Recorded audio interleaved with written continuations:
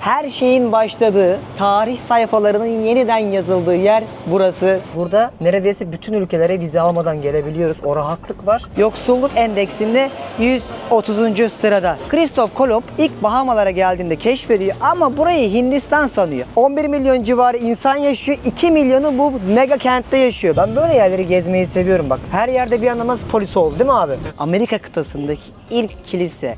Dolmuş biliyor musunuz? Ki kapısı bile yok. Kablolara bakar mısın? Muhtemelen çok az yerde gördüğünüz bir şey.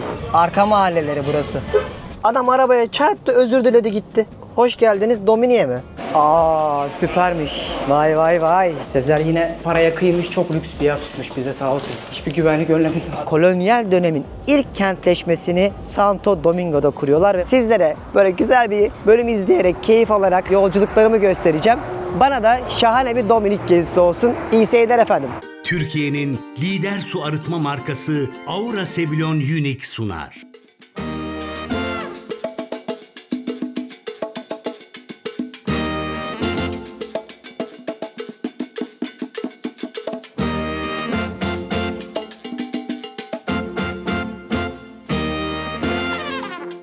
Hanımlar beyler, ben Deniz Pehlivan. Dünya turumun Dominik ayağına hoş geldiniz böyle bir otoban kenarından. Nasılsınız? Umarım her şey harika gidiyordur. Şimdi koltuklarınıza yaslanın. Sizi Amerika'nın nasıl keşfedildiğini şu an Dominik'in en ünlü başkentine götürerek her şeyiyle anlatacağım.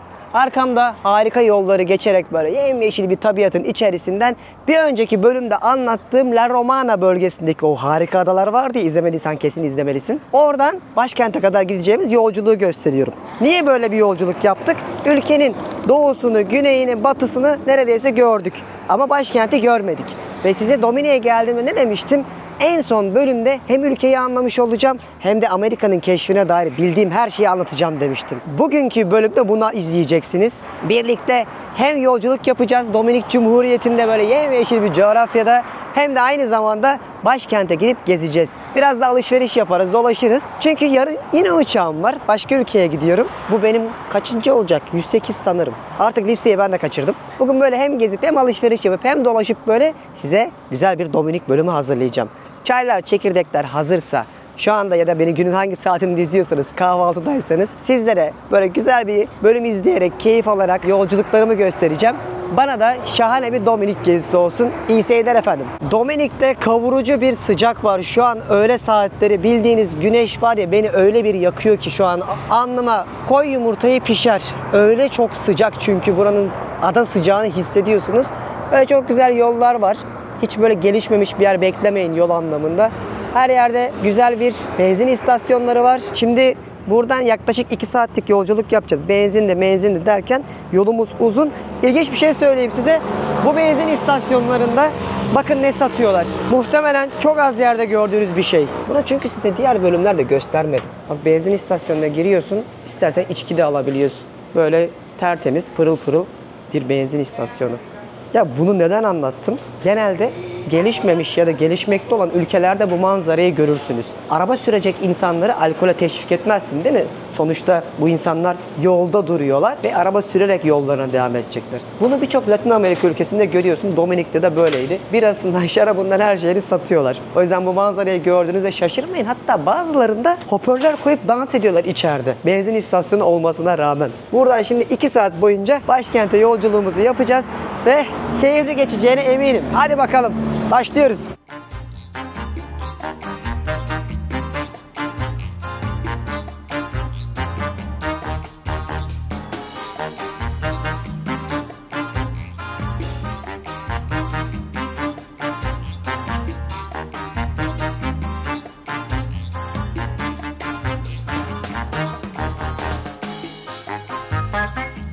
Çok güzel bir yolculuk yaptık. Yol boyunca böyle şeker kamışı tarlalarını görüyorsunuz. Zenginliği ve fakirliği böyle yan yana iç içe görüyorsunuz. Güzel bir 2 saat geçti. Ali yine bu bölümümüzde yol arkadaşımız. Sağ olsun Dominik'te önceki bölümde tanıştırmıştım. Yaşıyor. Birlikte burayı yine gezeceğiz. Şimdi yolda bir şey dikkatimi çekti.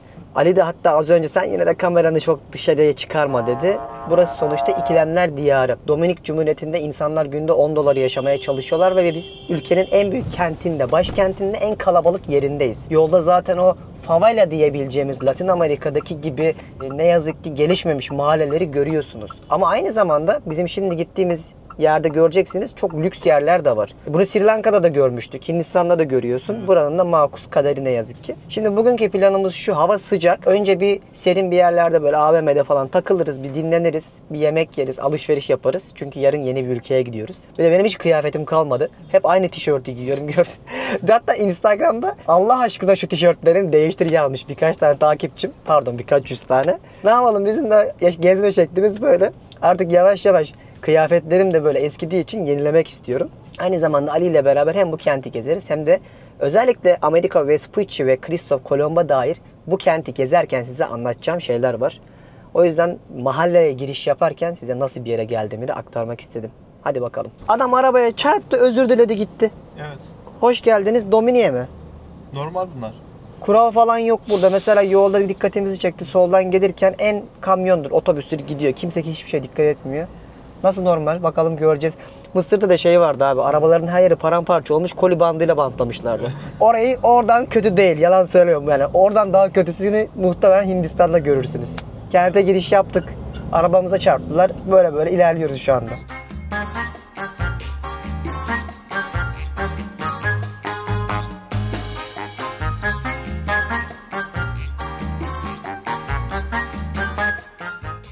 İnanılmaz bir sıcak gün var. Santo Domingo'da şu an pişiyoruz. Böyle bir alışveriş merkezine geldik. Dolaşacağız içeride ne var ne yok. Şimdi ülkede 11 milyon civarı insan yaşıyor. 2 milyonu bu mega kentte yaşıyor. Biz günlerdir adalarda, turistik yerlerde olduğumuz için bir trafik görünce farklı hissettim. Köyden indim, şehre gibi oldu. Şöyle bir yere geldik. Alışveriş yapıp dolaşacağız. Aynı zamanda da kenti birlikte gezeceğiz. Old Town bölgesini. Şu an bak burası 50 derece. Bakayım içerisi nasıl. Denizdeyken güzel de buralar. Şehre gelince insan serin bir yer arıyor. O kadar çok gökdelen gördük ki yoldayken birkaç kez de Ferrari görünce Ali, burası şey bölgesi mi bunların? Nişantaşı mı yani? Evet. Şu an Öyle Santo Domingo'nun en elit, en güzel bölgelerinden birindeyiz. Genelde burada zenginlerin yaşadığı bir muhit ve AVM'ler de burada konumlanmış durumda. Ben hiç böyle lüks bir yer beklemiyordum. Daha böyle virane bir yer bekliyordum. Evet, ben de Şaşırdım. Dünyaca ünlü markalar var. Her şey var ya. Baksana içeri. Hatta ben şöyle söyleyeyim, ben Türkiye'den buraya şampuan getirdim. Bulamayacağımı düşündüm. Ama buraya geldim ki Türkiye'de olmayan çok kaliteli şampuanlar vardı. En ufak bir örnek. Bak ben sana bir örnek vereyim mi? İlk yurt dışına çıkacağım, Amerika'ya gideceğim, work and travel. Belki sizler de yapmışsınızdır bunu. Evet. Düşün, daha 15-16 sene önce. Ya ben yanıma salam koydum. Amerika'ya indim, köpek beni yakaladı. Meğer yiyecek içecek sokmak yasakmış. Ben nereden bileyim, sanki salam yokmuş gibi orada. Evet. Sonra meğer Amerika'ya gidince bir fark ettik neler neler varmış. O misal burası da aslında her şeyi bulabiliyorsun. Kesinlikle. O yüzden yurt dışına giderken salam götürmeyin arkadaşlar. Arayacağınız her şey burada mevcut. Değil mi? Ya bu ikinci AVM, bir AVM daha var. Alışveriş merkezi, çok ünlü bir AVM burada. Yeter ki paran olsun. Yeter ki paran olsun. Hadi dolaşalım şöyle bir. Sonra Old Town, Eskişehir merkezine gideriz. İçeride araba bile satıyorlar. Ama RC2 var. Kaç bin kilometre ilerideyiz. Burada da varlar. Biraz kıyafet alalım. Şu tişörtleri artık değiştirelim. Bu arada bu gezimizde bize LCV2 sponsor oldu. Gelmişken de biraz burada alışveriş yapalım dedik. Böyle 3-5 tane tişört alıp, daha çünkü yolumuz var. Karayipler'de gideceğimiz başka ülkeler var. Dünya turunda yerler var. Hadi gelin dünyanın binlerce kilometre ilerisinde LCV2'den bir şeyler alalım. Bu kıtada da birçok ülkede zaten şubeleri varmış ama zaten Türkiye'de her yerde varlar biliyorsunuz. Sen gel Santo Domingo'da, Dominik Cumhuriyeti'nde LCV2'den kıyafet al. Çok büyük mağaza. Ben küçük bir yer bekliyordum. Abi bildiğin Türkiye'dekinin aynısını yapmışlar. Kocaman değil mi?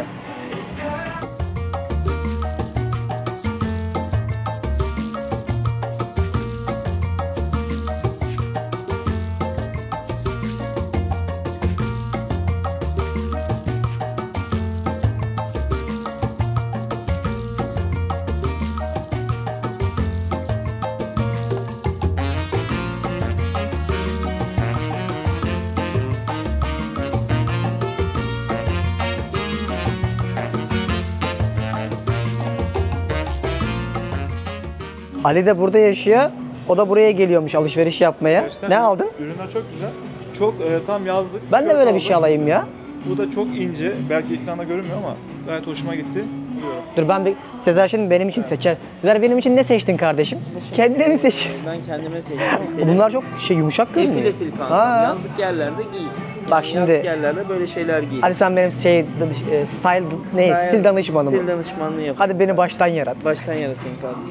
Deniz Bey'in muhteşem değişimine hazır mısınız? Ya şöyle bir şeyler aldım. Altımdaki çok rahat, üstündeki böyle esintisi var yani Karayipler'deyiz. O deniz, kum, güneş, tatil havası, bembeyaz falan böyle ortamlar, kumlar. Böyle renkli renkli şeyler aldım. Şimdi hepsini deneyeceğim. Kumaşları falan da çok iyi. Bu beni ömürlük götürür. Bundan sonra sıkça göreceğiniz kıyafetlerin de hikayesi de en azından burada görmüş olursunuz. Şimdi tek tek deneyeceğim bakalım. Nasıl oldu sence Sezer? İyi mi? Arkası falan? Üstüme oturdu mu?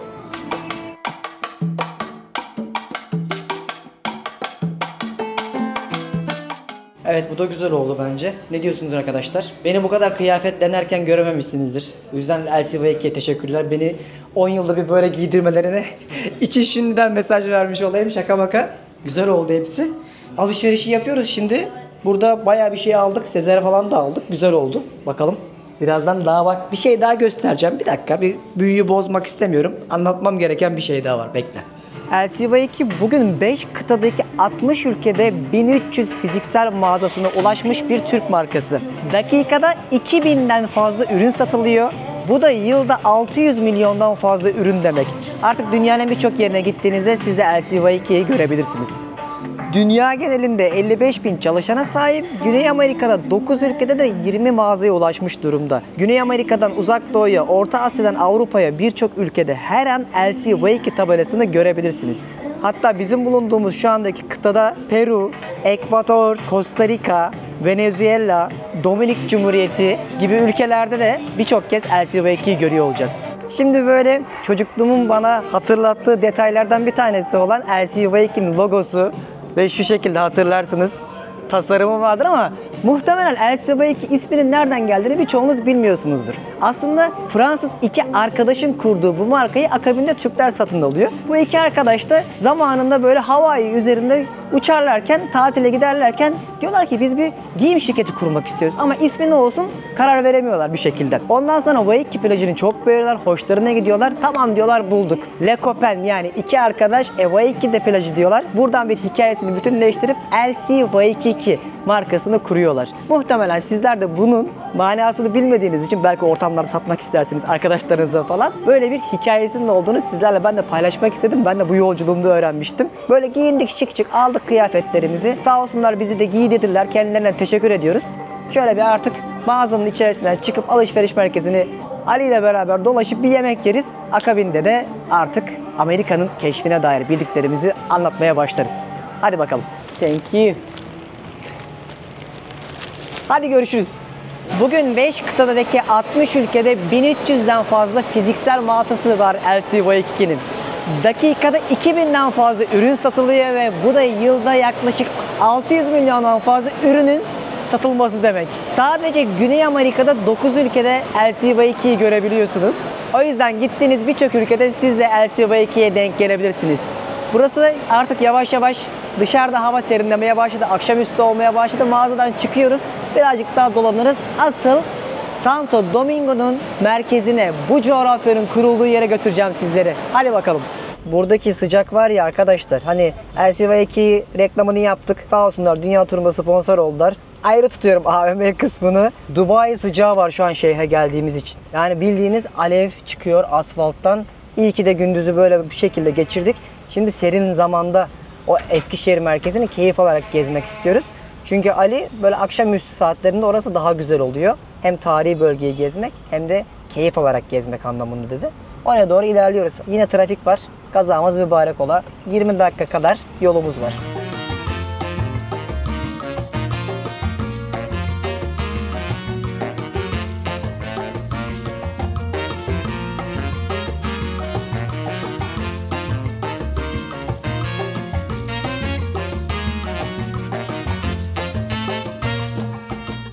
Az önce bildiğin dolmuş şoförü önümüze arabayı kırdı, arabadan indi, camı hafiften açtık ve bize hayırdır birader dedi Dominikçe. Bu Böyle yorumum oluyor. bu kadar. Sadece bu ben camı kıracak sandım, kavga çıkacak sandım. O yüzden yarım açtım yani. Yarım evet Tam fark açmadım. ettim.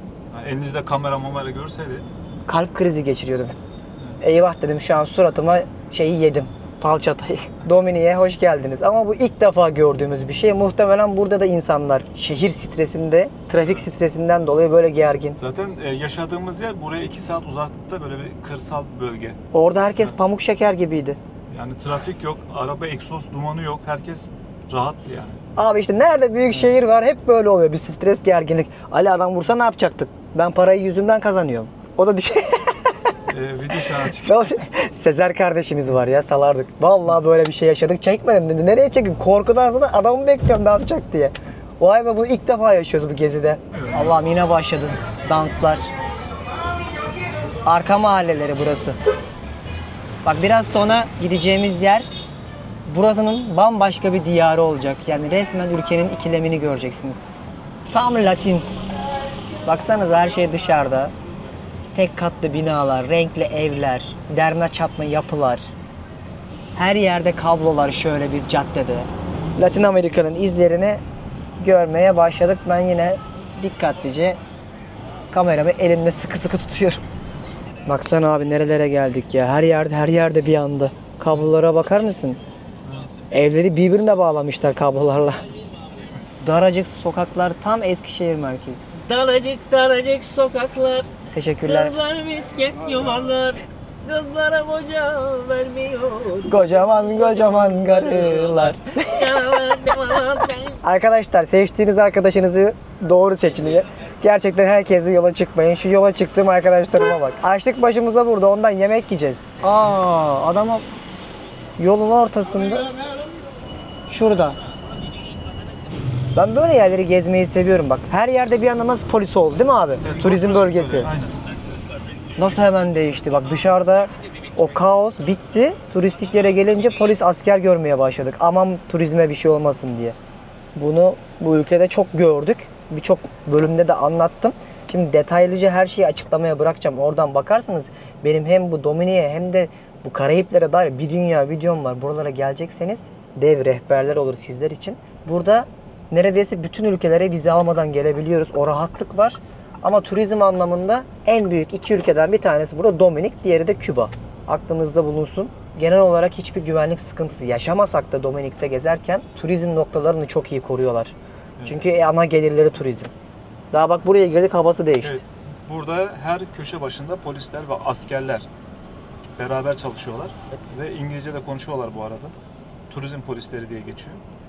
Özellikle bu sömürge meydanı, yani Conalho Zoo diye söyleniyor İspanyolcasında. En çok korunan yer değil mi? En güvenli yerlerden biri yani. Hadi bakalım. Böyle başladık. Böyle devam etsin. Ay çok güzel oldu bir anda binalar, baksanıza. Bir anda böyle tasarımlar mimari olarak nasıl değişti? Bakın şimdi Zona Colonial'e geldik. Buranın tam kalbi, yani Santo Domingo'nun merkezi burası olarak biliniyor. Ama önce bir yemek yemek istiyoruz. Akabinde sizlere Amerika'nın nasıl keşfedildiğini, Christoph Kolomb ve Amerigo Vespucci'ye dair bildiklerimi yine her yerde yaptığım gibi aktaracağım, böyle ilmik ilmik işleyip. Hava biraz daha kırılmaya başladı. Burası bir de akşamüstü falan daha böyle canlı oluyor. Barlar, restoranlar, mekanlar. Gezmesi daha keyifli oluyor demiştim ya. Yemekten sonra daha asıl orayı görmeye başlayacağız. Çoğu yer tek yön burada. Kaldırımlar, maldırımlar gayet düzgün. Düzenli bir kente geldiğinizi hissediyorsunuz, tarihi bir yere geldiğinizi. O şehrin girişindeki karmaşa bitti. Çok beğendim şu an için. Ama önce bir karnımızı doyuralım, bir yemek yiyelim. Hadi gelin. Vay, çok güzel bir yere geldik. Hello. Ne kadar şık. Dışarıdaki sokaklardan sonra böyle tam o kolonyal mimariyi hissettiğiniz bir mekan girişi karşıladı. Buenas. Süpermiş. Vay vay vay. Böyle bir yerde yemek yiyelim. Aferin Sezer, güzel yer bulmuşsun. Kedi olalı bir fareyi tuttum. Teşekkürler kardeşim. Senin yola çıktığım için çok mutluyum. Eyvallah ya sana. Bu restoranı ilk defa görüyorum, Sezer buldu. Öyle mi? Gördün mü? Dünyayı gezen adamlar nasıl buluyor? Kesinlikle abi. Ben mesela burayı bulamazdım abi. Burada yaşamana rağmen değil mi? Bu sizin farkınız. Ya. O yüzden işte benim de gezdiğini kurma sebebimiz buydu arkadaşlar. Kaç kere anlattım. Alan dünyayı geziyor. Almayan keyfi bilir. Herhangi bir tura ihtiyacınız olmadan gezmek istiyorsanız beni de gezlerindeki seyahat kartlarımızı alın gezin. Phuket, Bali, Dubai, ne ararsanız var. Oradan bakarsınız. detayları açıklamaya bırakacağım. Yoruldum. Bir yemeği hak ettik. Vallahi çok güzel bir restorana geldik. Restoranın ismi El Buho diye bir yer burası. Et söyledik, krep söyledik, etli falan. Ben deniz mahsulü söyledim. Sonuçta bir Karayipler ülkesindeyiz. Artık deniz mahsulü göstereyim size. Restoran çok şık görünüyor bu arada. Bakalım yemekleri de öyle mi? Fiyatları da genelde tabaklar ortalama ne kadardı? 1200 olsa 20 dolar. Şu karidese bakar mısınız? Böyle bir karides. Özlemişim ya. Ne restoranlar varmış burada değil mi? Çok iyi. Var ya, en sevdiğimiz şey yemek yemek. Afiyet olsun. Yemek var ya, beklentilerin çok üstündeydi. Karnımız doydu ama şu anda yağmur başladı. Şimdi bir otel tuttuk, böyle Airbnb evi gibi bir yer. Önce bir bagajlarımızdan kurtulacağız. Ondan sonra işte bu kenti beraber gezeceğiz.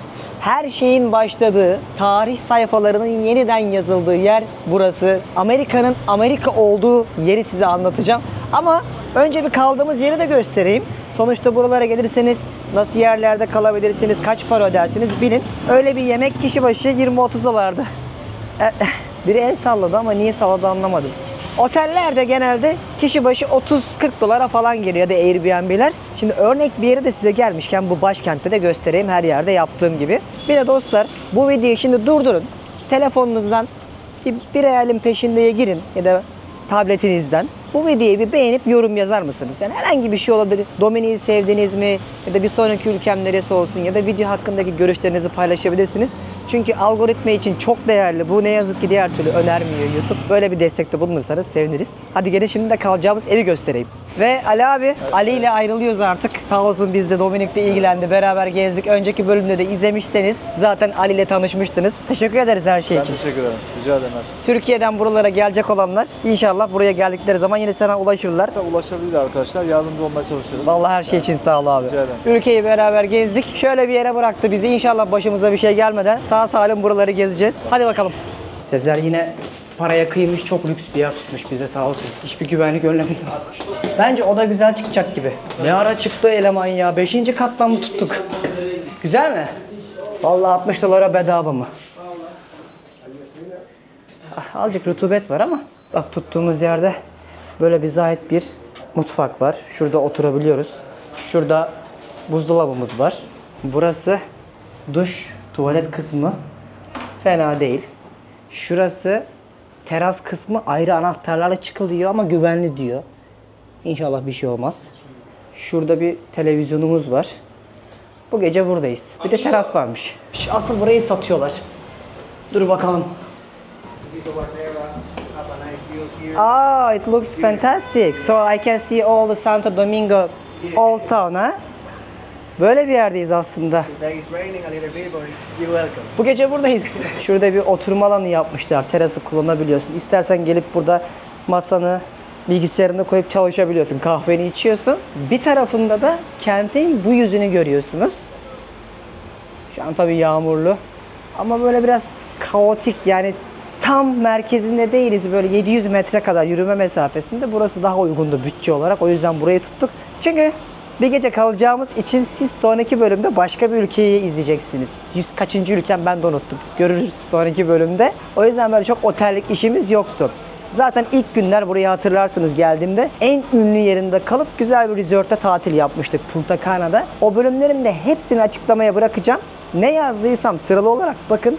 Buralara gelmeden önce videolarımı izlerseniz bu rehberler sayesinde siz de dünyayı gezebilirsiniz. Bu anlattıklarım aslında sadece birer içerik ya da video değil, göstermek değil. Ben size gezi rehberleri yapmaya çalışıyorum. Her zaman söylediğim gibi. Kaç para harcarsın, nereye görürsün, nasıl gezersin? Kendi yaşadığımız birebir anlık heyecanlarımızı görüyorsunuz. Bu tecrübeler umarım sizlere de ilham oluyordur. Bizi izlerken ekranlarınızın başında birazcık da böyle seyahat konusunda kıvılcım oluşturmuşsak yüreğinizde yola çıkmanız için benim için bu bile yeterli. Ya o yüzümdeki renkler anlıyorsunuz zaten. Yarın yeni bir yere gideceğiz ülke olarak. Heyecanlıyım. Şimdi biraz dinleniriz burada.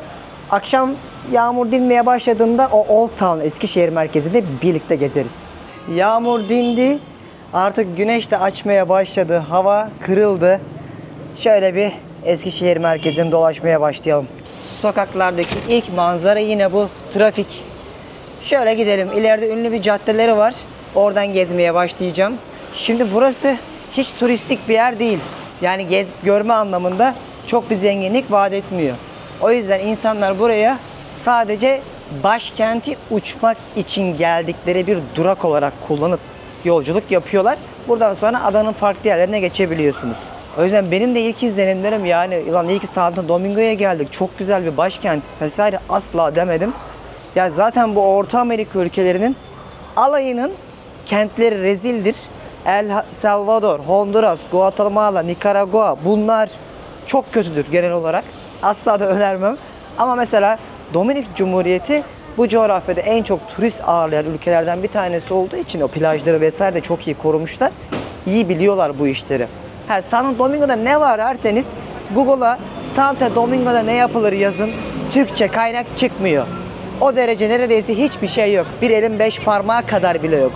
O yüzden ben şimdi size hepsini anlatacağım. İngilizce kaynaklardan da okuduğuma göre. Böyle caddeler gezeceğiz. Hiç özlememişim böyle yerleri gezmeyi. Ada hayatı çok güzeldi. Çünkü ne zaman böyle yerleri görsem Paraguay'da soyulduğum günler aklıma geliyor. Hep bir travma oluşturmuş bilinçaltımda ve korkuyorum. Hatta videolarımda ben çok insanlarla samimi olmayı sevmiyorum. Sebebi de bu. Bir kere samimi oldum, soydular beni. O yüzden böyle yerleri gezerken dikkatli olmakta her zaman fayda var. Arkamda dört bir köşede polis olsa da burası Orta Amerika sonuçta. İşte buyurun abi. Bunu demeye çalışıyorum. Burası Latin Amerika ülkeleri. Şu arabanın haline bak. Şu kaosa bak. Şu trafiğe bak. Şu gelişmişliğin yanında gelişmemişliğe bak. Bir anda zamanda yolculuk yaparsın. Dolmuş biliyor musunuz? Bunun gibi bir sürü var bak. O da bir dolmuştu. Kapısını böyle açıp ki kapısı bile yok. Gidiyorsun bunda. Bu kadar özentisiz bir dolmuşu son zamanlarda hiç görmemiştim bu coğrafyada. Aydınlatmalardan da gördüğünüz üzere kentin en ünlü caddesi El Conde. Buradan böyle trafiğe kapalı bir şekilde tarihi şehrin merkezine doğru yürüyebiliyorsunuz. Çok güzel şöyle ışıklarla koymuşlar. Ben böyle şeyleri çok severim kentlerde. Çok tatlı bir renk katar. Keşke darısı Fethiye'ye ya da bizim Akdeniz'deki yerlere olsa. Yok şunu bir türlü bizimkiler beceremedi. Hala otoban ışıkları kullanıyoruz şehirlerin içinde bile çok çirkin görünüyor. Ama tabii ki bu kentlerin de çirkin görünen yanı şu kablolama sistemi. Yani bir Tayland'a falan gelmiş gibi hissediyorum. Telefon ve elektrik hatlarına bakın. Burada hediyelik eşyacılar var. Yine kahkahalar eksik olmuyor her zamanki gibi. Abi çok değişti her şey ya. O lüksler, ihtişamlar, gece hayatları bitti. Oteller bitti. Sıradanlaştı. Latinleşti. Her şey böyle çok az gelişmiş gibi. Şu ana kadar böyle bir kaliteli kent merkezini gördüğümü söyleyemem. Yavaş, sakin, eski, yıpranmış. İzlenimlerim böyle ilk girdiğim andan itibaren böyle para bozdurulan yerler de var. Deniz Pehlivan size her zaman ne der? Güvenmediğiniz, böyle baktığınızda anlarsınız onu. Şube gibi görünmeyen yerlerden para bozdurmayın. Bunlar da onlardan bir tanesi olduğunu düşünüyorum. Genelde çünkü tırnakçılık yaparlar. Böyle parayı sayarken tammış gibi sayar, aradan çeker. Ya da eski para verir ya da hatta en kötüsü sahte para verir. Benim Arjantin'de başıma gelmişti. Adama var ya böyle paraya dokunarak yakalamıştım. O yüzden hayatta yediğiniz kazıklara deneyim deniyor. Ben bunu çok yediğim için böyle de bir önerim olsun. Buralarda hep bir inşaat ve yol çalışması var. O yüzden böyle aralara giremiyorsun. Merak da etmiyorum doğrusunu söylemek gerekirse. Şu caddeden tarihi kent merkezinin olduğu yere gidiyorum. Bütün manzaralar böyle artık havada güzelleşti. Tam yürümelik oldu. Bildiğiniz kumarhane gibi rulet oynatıyorlar. Lotocu. Buradan paranızı yatırıyorsunuz. Orada ekranlar var. Az önce mesela bildiğiniz rulet dönüyordu. Parayla kasino gibi küçük defa bunu gördüm mesela. Onu oynuyorlar. Bunların hepsi çizilmiş. Çok güzel görünüyor. Baksanıza detaylara. Abi sanat ne güzel bir şey ya. Bak şu sokağa bile koyduğunda harika bir renk veriyor. Bayılıyorum vallahi. Müziği ayrı, ressamları ayrı, sokak sanatçıları ayrı. Her yerde olmalı. Az kaldı. Şuradayız artık birazdan merkeze ineceğim. Zaten bakın eski binaları görmeye başladık. Bunların hepsi yüzlerce yıllık genel olarak söylüyorum. Mahallenin içerisindeki binalar. Gerçekten Amerika'yı kim keşfetti? Yeni dünya olarak bilinen aranan bu kıta gerçek anlamda kimin keşfiyle bulundu? Ya da şöyle düşünelim. Bir yeri keşfetmeden önce orada insanlar yaşıyor muydu? Birazcık bunları anlatacağım. Hazır mısınız? Bak çok heyecanlı bir şey başlıyor. Hazır olun. Yani o kadar güzel sizi hikayeleştireceğim ki bunu. Neredeyse 4 kıtayı tek bir videoda anlayacaksınız.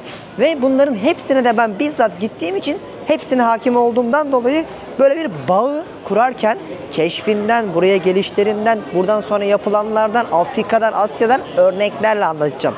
O yüzden heyecanlıyım. Dersime çok iyi çalıştım. İnanın size şunu anlatmam benim günlerce araştırmama sebep oldu. Çok kaynak okudum. Türkçe çok az kaynak var bu konularda ve bu şekilde yerinde anlatan da çok az insan var. O yüzden dünya turumdaki böyle güzel içerikleri de lütfen beğenip yorumlarınızı eksik etmezseniz beni de motive eder. İşimi de daha rahat yapabilirim. Sonuçta benim işim bu. Her ne kadar insanlar bunu kabullenmese de dünyayı gezmek. Darısı da başınıza bu arada. Kemerleri bağlayın. Başlıyoruz birazdan.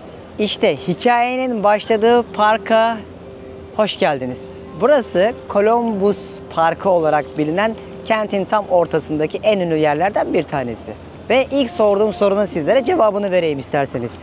Amerika'yı kim keşfetti? Tabii ki Amerigo Vespucci ilk başta keşfediyor gibi düşünülüyormuş. Ama aslında doğrusu Christoph Kolomb.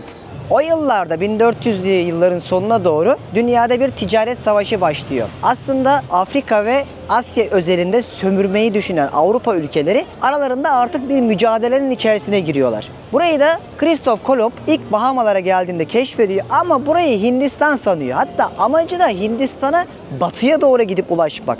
Buranın Amerika olduğunu resmileştiremiyor. Sonuçta bir şeyi resmileştiremiyorsanız o da tarihin sayfasında yerini alamıyor.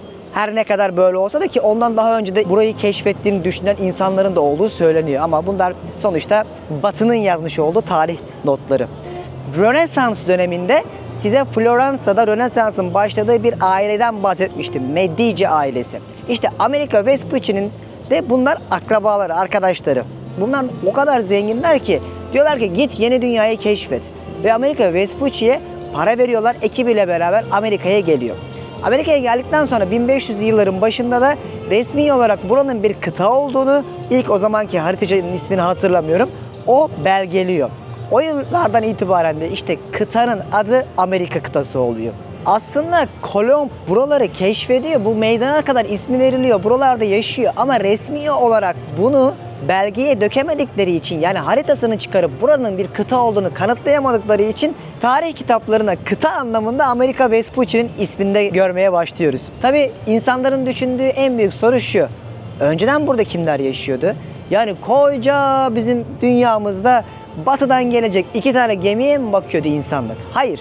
30.000 sene öncesine dayanıyor buranın temelleri aslında.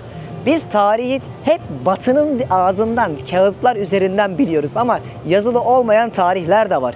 Ben size bunu Peru'da İnkaların tarihini anlatırken, Machu Picchu'ya tırmanırken anlatmıştım. Bu insanlar abaküs sistemiyle bir iletişim kuruyorlardı ve İspanyollar ilk geldikleri zaman dini mabetlerini yakıp altınları sömürdükleri için eritip taşıması kolay olsun diye adamların hiçbir tarihi kalmıyor. İşte burada da yaşayan insanlar vardı. Aztekler vardı, Mayalar vardı. Peki diyeceksiniz ki Denizciğim, bunlar nereden geldi? Yani bu insanların kökü neresiydi? Homo sapiens, ilk insan, yani Doğu Afrika. Bunun da örneklerini Kenya, Tanzanya, oralardan öğreniyoruz, anlıyoruz. Eskiden bunlar 30.000 sene önce buzul çağ devrinde Bering Boğazı'nın donmuş halini düşünün. Yani şu anki Alaska ile Rusya arasının bir bütün olarak düşünün. İnsanlar Afrika'dan, günümüzün Afrika'sından yürüyerek buralara gelmişler. Güney, Orta ve Kuzey Amerika kıtaları ayrışmadan önce bu insanlar çoktan buralara göçmüştü, ilk insanlar. Akabinde de bu buzul çağın yok olmasıyla beraber kıtalar ayrışmaya başlıyor ki hatta Bering Boğazı'nın altından bir yol olduğu dahi söyleniyor, çökmeye başladığı söyleniyor. O yolu kullanarak buralara gelen insanlar aslında binlerce yıldır burada yaşıyordu. Biz sadece son 500 yıl önce yaptığımız bir keşfi tarih kitaplarında bu şekilde tarih kitaplarını not ediyoruz. Ama temellerine baktığınızda insanlar zaten burada yaşıyordu. Peki bu insanlara ne oldu?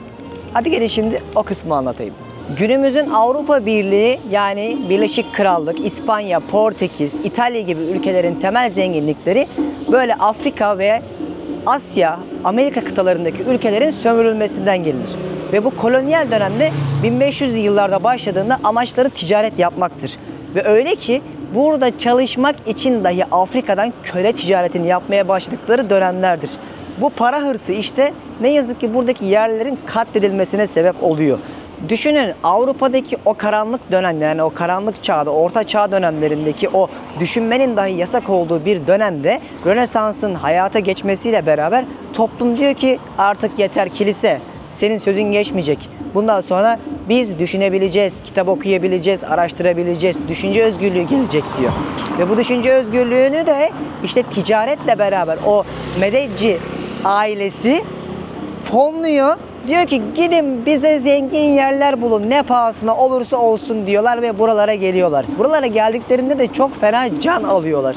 Öyle ki insanlar vebadan ölüyor. Çünkü bu coğrafyadaki insanlar veba bilmediği için Avrupa'dan gelen bu denizciler, kaşifler veba getiriyorlar. Böylece savaştan daha çok insanın veba hastalığında buranın yerli insanların öldüğü tarih kitaplarında yazıyormuş. Ve diğeri ise köleleştirme. Eğer ki buradaki insanlar onlarla mücadele ediyorlarsa, burayı istila etmek isteyen işgalciler tabiri caizse savaşıyorlar. Kızılderililer mesela, Amerikalıların düşünsenize şu anki oturduğu coğrafyanın sahipleriydi. O yüzden bu mücadelelerin hepsini kaybediyorlar. Yani paranın, silahın gücü ne yazık ki buradaki yerli insanların ölmesiyle sonuçlanıyor. Yani Dominik'te birisi kendini Afrikalı olarak kabul etmiyor. Ama temellerine baktığınız zaman oradan getirilen siyahi ırkların köleleştirilip buraya çalışmaları için getirilen insanların torunlarını görüyorsunuz. O yüzden bu ülkelerin bütün tarihinin başladığı yer işte burası. Çünkü kolonyal dönemin ilk kentleşmesini Santo Domingo'da kuruyorlar ve buradan itibaren bütün Kuzey, Orta ve Güney Amerika'da kentleşme ve ticaret başlıyor. Hatta öyle ki Amerika Vespucci buraya geldiğinde burası yetmiyor. Ona bu sefer de Portekizlileri alıp Brezilya'ya götürüyor. İşte o yüzden günümüzde Brezilya'da Portekizce konuşulur. Diğer bütün ülkelerde İspanyolca konuşuluyor. Güney Amerika'nın mesela doğusuna bakarsanız Birleşik Krallığın, Hollandalıların, Dutch'ların yani sömürge adalarını görürsünüz. İşte bütün bunların başladığı yer bu kent olarak biliniyor ve buradan itibaren Antarktika'ya kadar gidiyorlar. Güzel anlattım mı? Bence güzel oldu. Ne diyorsunuz? Hani en azından Rönesans'tan dolayı buraya geldiklerini, yeni dünya arayışının temelindekinin aslında o sonsuz bir para ihtiyacının kaşiflik bir yere kadar. Hepsi ganimet peşine gidiyorlar ilk başta. Açgözlülüğün ne olduğunu ve ne yazık ki o dönemde bile milyonlarca insanın sırf buraları sahiplenmelerine rağmen yerlerinden edildiği için savaşlar çıkıp hayatlarını kaybettiği bir tarihte aslında felaketler silsilesinin başladığı yer olarak da biliniyor. Çünkü buradaki insanlar yaşarken ne yazık ki batıdaki sözde günümüzün batısındaki insanlar gelip buradaki insanları öldürürler. Teknik olarak bakarsanız bu. Latin Amerika'da da aynısını yaptılar. Burada da aynısını yaptılar. Çünkü burada Aztekler, Mayalar, İnkalar zaten yaşıyordu. Ama biz buna günümüzde tarih diyoruz. Şimdi Dominik Espanyol adası olarak biliniyor burası. Bir adayı ikiye bölünmüş hali olarak düşünün. Haiti ve Dominik Cumhuriyeti. Buraya geldiğinizde gezecek bir şey yok. İlk bölümden itibaren yaptığım bütün videoları izlemenizi öneririm. Çünkü asıl burada deniz, kum, güneş ve şahane adalar var. Bu ülkenin işte %70'ini melezler oluşturuyor. Daha çok Afrikalılar, Avrupalılar karışımından oluşmuş insanlar. Müziği severler, eğlenmeyi severler, çok yavaştırlar. Buraya geldiğinizde siz de yavaşlarsınız. Telaş neredeyse hiç yoktur. O yüzden bir gün olur da Dominik Cumhuriyeti'ne gelirseniz bunları bilerek gelmeniz gerekir. Ben bu kaynakları çok zor buldum. O yüzden dilim döndükçe size de aktarmaya çalışıyorum. Benim için yepyeni ülkeye dair Türkçe içerik üretmek, saçma sapan böyle kışkırtmalar vesaireler yapıp böyle çocuklara gibi içerikler üretmektense katma değerli böyle içerikler üretmek çok daha değerli. Umarım beğeniyorsunuzdur ve bir gün Dominik'e geldiğinizde bu meydanda gezerken ben aklınıza gelirim. Çünkü her şeyin başladığı yerden size bu hikayeyi anlatmak istemiştim. Orası da bu meydandı işte. Peki günümüzün dinlerinden birazcık bahsedelim. Geldikleri zaman ne yapıyorlar? Tabii ki dinlerini yayıyorlar. O yüzden arkamda gördüğünüz kilise mesela Amerika kıtasındaki ilk kilise. Buradaki ilk pazar, ilk kaldırım yol, ilk cadde hepsinin yapıldığı yer de burası. Bunu yaparken Afrika'dan getirdikleri köleler buradaki yaşayan insanları bir şekilde Hristiyanlaştırıyorlar. Ve bu arkamdaki de en önemli tarihi noktaları.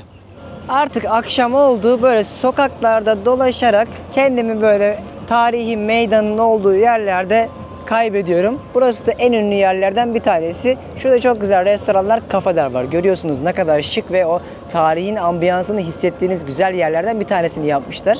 Akşamı da ayrı güzelmiş. Şöyle bir dolanalım bakalım ne varmış buralarda. Burayı da çok güzel korumuşlar. UNESCO korumasına girmiş bu bölge 1990'ların sonunda ve günümüzde böyle kolay kolay kafalarına göre bozamıyorlar. O şıklığı, o tarihi hissediyorsunuz değil mi? Ne kadar güzel korumuşlar ya. Helal olsun. Beğendim ben burayı. Keyifli. Aç değilim. Bir şey yemek istemiyorum. Böyle yürümek şu an daha çok keyif veriyor. Dünyanın en büyük ikinci puro üreticisi aynı zamanda. Küba'dan sonra bak böyle bir mağaza var. Gidip bakalım. Bir dünya bak ne ararsanız kendi yerel markalarını satıyorlar. Bunun tanesi 5-6 dolar. Bilmiyorum fiyatları siz benden daha iyi biliyorsunuzdur belki ama uygun. Kokudan başım döndü ya. Burada çok seviyorlar puro içmeyi. Turistleri falan geçtim. Yerel halk da içiyor. Böyle puro düşkünüyseniz alışveriş yapacak dünyadaki en ünlü yerlerden biri de Dominik Cumhuriyet. Ben yine uyarımı yapayım. Kesinlikle puro içmenizi de önermiyorum. O da yine aynı şey. İçine çekmesen de. Ne satıyordu o ya? Geldiği elinde bir şey vardı gördünüz mü? Böyle birileri laf atıyor. Dolaşıyorum şu anda hiç yani anlamadığım için de nasıl tepki vereceğimi bilmiyorum. Ama şimdi birazcık daha puzzle'ın eksik kalan parçalarını tamamlayalım. Hadi gelin. Aslında burada yaşayan insanlar normalde adalarda yaşıyorlar. Ama hani demiştim ya size Avrupalıların getirdikleri rahatsız hastalıklardan dolayı veba gibi mesela nüfusları neredeyse bitme durumuna geliyor. Öyle ki Orta Amerika'da çok kalabalık olan coğrafyaların birçoğunun bile nüfus tehlikesi ile karşı karşıya kalıyor. Burası da onlardan bir tanesi oluyor. Sonra nüfuslarını yeniden toparlıyorlar. 200 sene sonra İspanyollardan bağımsızlıklarını tam ilan ediyorlar. Çat bu sefer Amerikalılar burayı ele alıyor. Yine anlayacağınız başları dertten kurtulmuyor Dominiklilerin. Sonra Amerikalıların elinde yönetilmeye başlıyorlar. Karşısı da Küba zaten biliyorsunuz. Orası da Sosyalist Devletler Cumhuriyeti ile beraber. O yüzden burası bildiğiniz bir ikilemler diyarı oluyor. Bugün ise başkanlık sistemiyle yönetilen bir cumhuriyet. Karayiplerin en zengin ülkelerinden bir tanesi. Amerika kıtası içerisindeki de Latin Amerika'daki özellikle ilk 10'da yer alıyor Dominik Cumhuriyeti. Bu 11 milyonluk ülke yılda 10 milyon turist ağırlıyor ve Karayipler'de en çok turist çeken destinasyon. Hatta Latin Amerika ülkeleri ki Brezilya, Arjantin ve Şili'den sonra da en çok turist çeken 4. ülke. Ama işte şeker kamışı, Küba ve turizm gelirleri olsa da bu coğrafyada yoksulluk endeksinde 130. sırada. Hatırlarsanız yollarda size hep insanların tenekeden evlerde yaşadıklarını ve günde 5-10 dolara yaşam mücadelesi verdiklerini önceki bölümlerde anlatmış ve en son yapacağım Dominik Cumhuriyeti bölümünde de detaylı tarihine gireceğim demiştim. Umarım beğenmişsinizdir. Bence güzel oldu. İyi harmanladık. Günümüzde de işte bu ülkelere ne yazık ki ikilemleri her yerde görüyorsunuz. Benim artık adadaki son günüm olduğu için ülkeyi daha çok tanıdım. Daha kolay yorumlayabiliyorum. Bu coğrafyayı biliyorum. O yüzden tarihini anlayabiliyorum. Ve aynı zamanda turistik kıyaslamalarını yapabiliyorum. Hepsine ortalama olarak baktığınızda Dominik'e gelinir, tatil yapılır. Gelmeseniz bile umarım Dominik'i merak edenler için bu video güzel bir ayrıntılı vlog şeklinde sizlerin ekranlarında keyifle izlemenizi sağlamıştır. Bazen işte bu videoları yaparken o kadar emek harcıyorsun ki yemek yemeyi unutuyorsun. O emek beyinde harcadığın enerji falan felaket. Beynim daha çok yoruluyor bazen bedenime nazaran. O yüzden hadi bir de akşam yemeği yiyelim. Buraları da böyle akşam görerek bakalım nasıl yaşıyorlarmış birlikte tecrübe ederiz. Güzel değil mi? Hadi yazın yorumlara merak ediyorum. Muchas gracias hermano. Burada bir restoranlar var. Çok ilginç bir şekilde biz çok şaşırdık yani o caddelerden böyle restoranlar beklemiyorsunuz. Şu anda geldiğimiz yerin de ismi Maraka adında bir restoran. Böyle et restoranı aynı zamanda deniz mahsulleri de yapıyorlar. Maraca diye yazılıyor. Burada yemeğimizi yiyeceğiz. Kardeşim sağ olsun beni yine çok klas bir yere getirmiş. Yersen. Wagyu yiyorum. Çok daha iyilerini yedim. Gerçekten. Madem buralara kadar geldik, ahtapot yiyoruz şöyle. Ahtapotu kesmedim.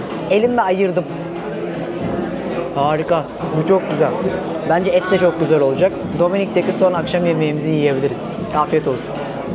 İstisnasız var ya, her gün et yerim ya. Hiç sesimi çıkarmam. Harika bir et geldi. Gerçekten iyi. Yani görüntüsünden belli. Kötü olma ihtimali dahi yok. Şuraya bak. Dokununca bölünüyor. Ama ama lezzetli. Bence mangal gibi. Baksana yanmış iyice. Günün en güzel anı. Sezer. Harika. Afiyet olsun kardeşim. Hadi soğutmadan yiyelim. Yemek şahaneydi. Şimdi şöyle bir akşam gezintisine çıkalım dedik. Burada canlı müzik yapan bir sokak sanatçısı var. Güzel bir ağacın altında şarkıları söylüyor. Burada insanlar oturup barlarda bir şeyler içiyorlar. Akşamı da güzelmiş. Size biraz önce gösterdiğim meydanın böyle etrafından dolanıyoruz şimdi. Keyfimiz yerinde. İnsanın karnı tok olunca yüzüne renk geliyor, enerjisi yerine geliyor. Dolaşmak bile daha bir keyifli. Hava da şu an var ya tam böyle bahar havası gibi. Keyif alarak bu tarih kokan sokakları dolaşıyoruz şu anda. Bakalım bizi neler bekliyor bu akşam. Artık Dominik Cumhuriyeti gezimizin sonuna geldik. Sabahın çok erken saatlerine uçağımız var ve yeni bir ülkeye gidiyoruz. Sizler bir sonraki bölümde yeni ülkede bizim heyecanımıza ortak olacaksınız. Her şey çok güzeldi Dominik'te. En azından gelmişken başkentini de görüp buraların hikayesini sizlere de aktarmış oldum. Her şeyin detayını yine açıklamaya bırakacağım. Oradan bakarsınız. Bir gün buralara yolunuz düşerse oradaki Karayipler gezilerimizin özellikle rehberleri sizin de dünyayı rahatça gezmenizi sağlayacaktır. Heyecanlıyız. Yeni ülkeye gidiyoruz çünkü daha önce benim de hiç gitmediğim bir coğrafyaya gideceğiz. Bir sonraki bölümde hepimiz artık yeni ülkede yeni videolarda buluşacağız. Bildirimleri açıp kanala abone olursanız zaten haberdar olursunuz. Şimdilik Dominik Cumhuriyeti'nden artık elveda. Bir sonraki yeni ülkede görüşmek üzere. Instagram'da özellikle takip edenler nerede olduğumu biliyorlardır. Oraya da beklerim. Heyecanlıyız. Hadi bakalım. Şimdilik buradan artık ayrılıyoruz. Sonraki ülkede kaldığımız yerden devam ederiz.